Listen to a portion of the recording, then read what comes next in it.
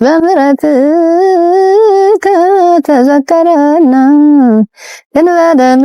መምህርት ሶስና በላይ በኢትዮጵያ ኦርቶዶክስ ተዋሕዶ ቤተክርስቲያን ታሪክ ውስጥ በዜማ በአቋቋምና በቅዳሴ ጥበብ ከፍተኛ ደረጃ ላይ በመድረስ የሚታወቁ ታላቅ መምህር ናቸው።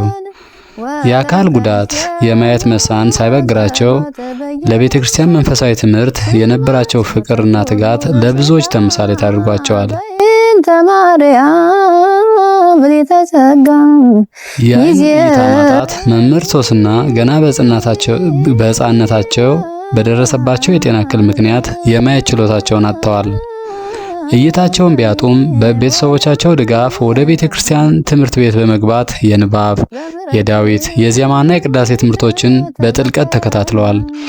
በቤተ ክርስቲያን ትምህርት በተለይም የአቋቋምና የዝማሬ መዋሥዕት ትምህርቶችን እጅግ ረቂቅና በቃላት የማይገለጹ ምልክቶችን ወይም ምልክተ ዜማዎችን በልቦና መያዝን ይጠይቃል።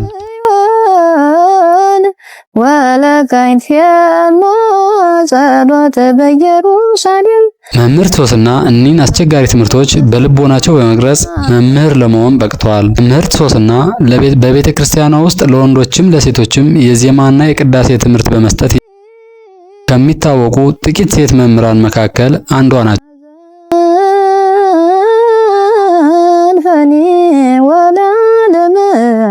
የቅዳሴ ዜማን ስርዓት ለተማሪዎች ለዲያቆናትና ለቀሳውስት ጭምር በማስተማር ረገድ ከፍተኛ ተቀባይነት አላቸው።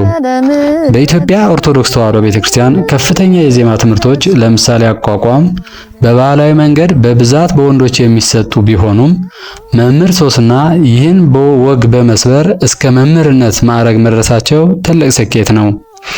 መምህር ሶስና እጅግ የሚስብና ረቂቅ የዜማ ስልት አላቸው። ይህም በምዕመናን ዘንድ ተወዳጅ እንዲሆኑ አድርጓቸዋል።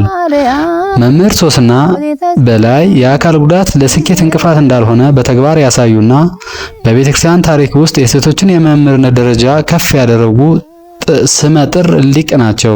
ተማሪዎቻቸው እንደሚሉት መምህርት ሶስና የአካል ዓይን ባይኖራቸውም አንድ ተማሪ ዜማ ሲያወጣ የሚሰማውን ጥቃቅን የድምፅ መለወጥ ወይም ምልክት በጆሮአቸው ብቻ ለይተው የማረም ድንቅ ብቃት አላቸው።